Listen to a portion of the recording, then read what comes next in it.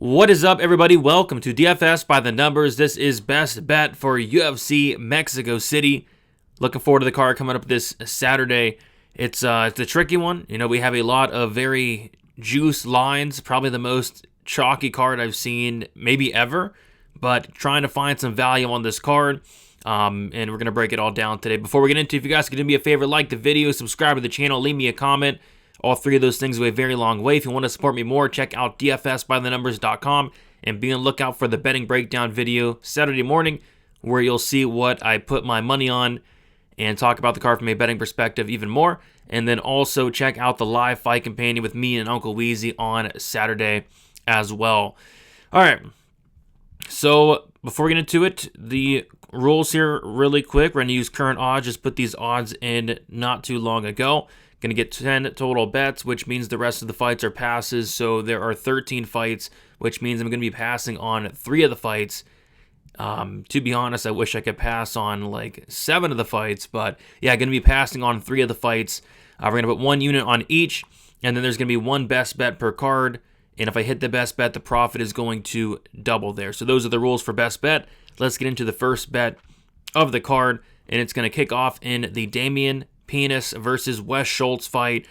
And yeah, there's a couple of spots I could have went with here. I think, Damian Penis by knockout is a solid look. I think if you're on the Wes Schultz side, Wes Schultz by submission is like plus 450. I think that's a pretty good look.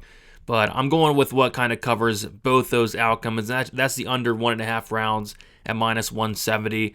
I could see Damian Penis going out there and knocking out Wes Schultz early. And if Wes Schultz gets this fight down to the mat, he's going to have some opportunities to find this submission. I think there's going to be a pretty big advantage on the ground for Wes Schultz, but he's got to get it there. I think the fight won't start. Round 3 is a pretty solid parlay piece this week, but just give me the under 1.5 rounds there at minus 170. I don't mind it. Moving on, we got Francis Marshall going against Eric Silva. A massive favorite here in Francis Marshall. I believe he's tied with being the biggest favorite on the card with like Ryan Gondra. But yeah, minus 725 for Francis Marshall. And the reason he's such a big favorite is because he's going against Eric Silva, who's a 39-year-old fighter who, quite frankly, I'm just not sure what he's doing here. I thought he either retired or he got cut. He's had 2 fights in the UFC. They both ended pretty poorly. He got knocked out in his last one, got submitted by downtown TJ Brown, and I think Eric is kind of on his way out, and Francis Marshall is on his way up, training at American Top Team with guys like Grant Dawson on the daily. So yeah, this should be Francis Marshall all day. It's just, how does Francis Marshall win this fight? What I found interesting was they had the submission prop at like plus 100, but they have like the knockout prop at like plus 290. And to me, it's like flip a coin. Is Marshall going to go out there and submit him? Yeah, he could. Could Marshall knock him out? Absolutely. So for me, I took the bigger plus money prop, and that's just going to be Francis Marshall to win by knockout. Like I said, I think it's about 50-50 on whether he knocks this guy out or submits this guy. I will say he does have a pretty big striking advantage. We saw TJ Brown, touching up Eric Silva on the feet. So actually lean knockout for it to be a plus 290. I don't mind that. So give me Francis Marshall to win by knockout for the best bet. Up next, we have Javier Reyes going against Douglas Silva de Andrade. Yeah, if I had an extra pass, I'd probably be passing on this one, but what I'm going to go with here is just going to be the Douglas Silva de Andrade finish only at plus 225, aka scorecards equals no action, which means if this fight goes to decision, the bet pushes or it voids, and if Douglas Silva de Andrade finishes Reyes, the bet hits. And yeah, Douglas Silva de Andrade, he's coming up a weight class. He's 40 years old. And he hasn't fought in like 2 years. So if this fight was like a couple years ago and we were getting Douglas Silva de Andrade as like a 38-year-old man or like a 37-year-old man, I'd be probably all over in this matchup because I kind of do like him in this matchup. It's just he's 40 years old on a massive layoff. I think a lot can go wrong.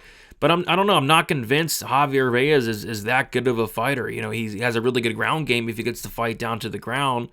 But it's not going to be easy to take down or hold down Douglas Silva de Andrade. So I think if Reyes wins, it probably is by decision. And I think if Douglas Silva de Andrade is winning, he's catching Javier Reyes, who's been caught multiple times. So give me the Douglas Silva and Deandra finish only, plus 225. I think this pushes, but kind of a wide line there for a very dangerous guy in Douglas Silva and Deandra. Next up, we got Christian Quinones going against Chris Motinho. We got Christian Quinones minus 700. I never thought I'd see Christian Quinones as this big of a favorite, but here we are, and the reason he is a big a favorite here is because he's fighting Chris Motinho, who I'm just not sure what he's good at. Like, you'll hear it all week. People will say, like, Chris Motinho's tough. Is he? I mean, he's been finished 7 times. I mean, if you're so tough, like 7 finished losses is crazy. He's been knocked out several times. He's been submitted several times. So if his best attribute is his toughness and he's getting finished a million times, like that's not a good look. If this fight gets extended, maybe we see Quinones slow down like he has in the past. But, Chris Motinho is just so hittable. He's so defensively responsible. I think Quinones is probably going to finish him in the first round. What I like here, I like the under 1.5, and I also like the fight won't start round 3, minus 125. It gives Christian Quinones 10 minutes to get this punching bag out of there. So fight won't start round 3, minus 125.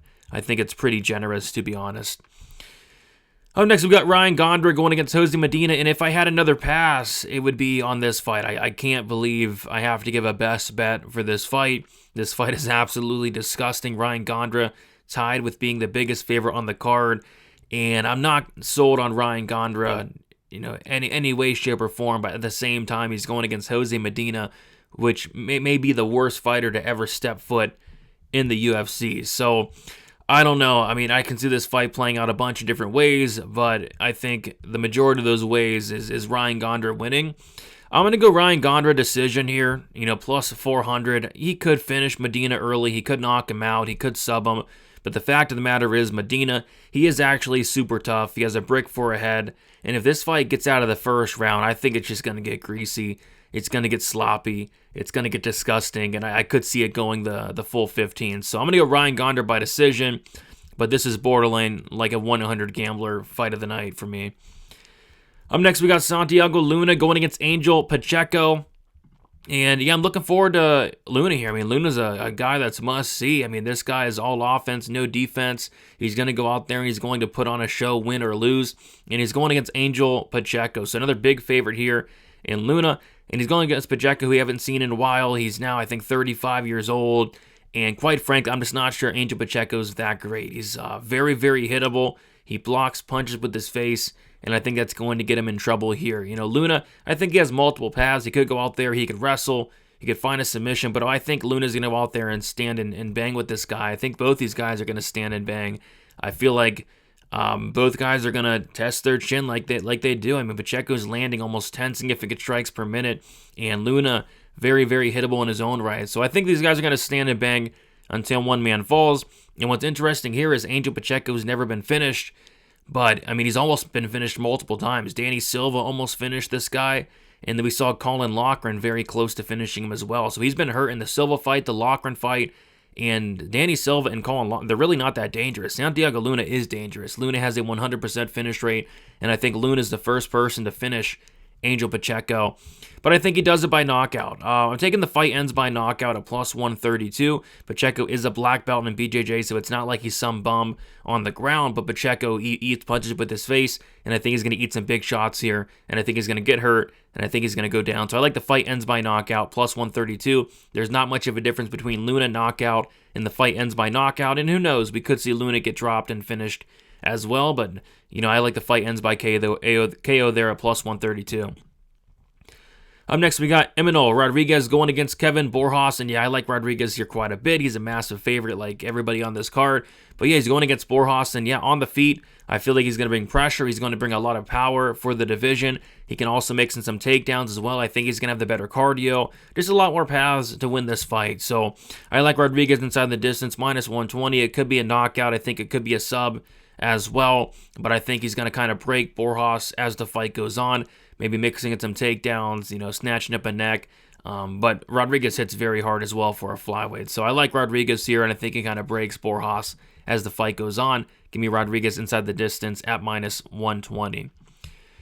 Next up, we have Edgar Charz going against Felipe Bunes. Couple spots sticking out here. I like Charz, though, first and foremost. I think Charz kind of, I want to say weathers an early storm, but I could see Charz like having success early as well. I think Charz is a very good fighter. He has a ton of power in his hands. He has an opportunistic submission game, and I kind of think Felipe Bunes is submission in round 1 or bust.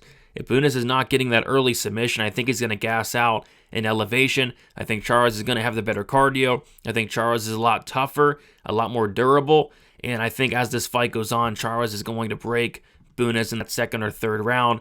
If not, get him out of there in the first. So I like Charz. He has a 100% finish rate. I think he gets it done inside the distance. But I also like that under 2.5 rounds because I think that covers the Felipe Bunes win equity, which is going to be an early sub. And it also covers an Edgar Charz finish in the first round, second round, or early third there. So under 2.5 rounds, probably my favorite spot for this fight here. Next up, we got David Martinez going against Marlon Vera. Not a fight I'm too excited about having any money on, but for the sake of this show, the best bet is just going to be the Marlon Vera plus 3.5 point spread. I mean, if you told me a couple years ago that Marlon Vera was only minus 125 to win one freaking round against David Martinez, I would have called you crazy. You know, if you would have told me that Marlon Vera was plus 265 against David Martinez, like, it just wouldn't make no sense at all.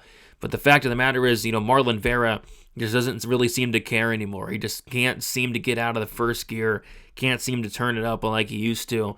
And it's like the last time I saw any type of urgency from Marlon Vera was, I mean, it was a long time ago. I mean, when's the last time you saw urgency from Marlon Vera? Maybe like the Rob Font fight, and that fight was like 4 years ago, wasn't it? So, yeah, I think Marlon Vera, just a really frustrating guy to bet on, a frustrating guy to pick. I think Martinez does win this fight by decision, but at the same time, like Marlon Vera, if he shows up and like shows even like 80% effort, you know, should be able to win at least a round here against Martinez. On top of that, I think Vera has all the finishing upside. So, yeah, Vera plus 3.5 point spread. This is one that I'm not going to actually get to just because, you know, I could see myself just screaming at the TV for Marlon Vera to do something. But yeah, I can only pass on 3 fights. Marlon Vera point spread plus 3.5 at minus 125. It's not the worst look in the world. Just one round, Marlon. One round. And then the main event, we got Brandon Moreno going against Lonnie Kavanaugh. This is one that I'm passing on as well from a betting perspective, but for the sake of the show, I'm just going to go with the Brandon Moreno 4-5 decision at plus 135. I'll be looking to maybe live bet Brandon Moreno, and we'll be on the Fight Companion on Saturday, so maybe get to a live bet on Moreno, because I think Kavanaugh is probably going to win in the first round. I think in the first round, Kavanaugh, at the very least, it's going to be super competitive. If not, Kavanaugh probably wins the first round.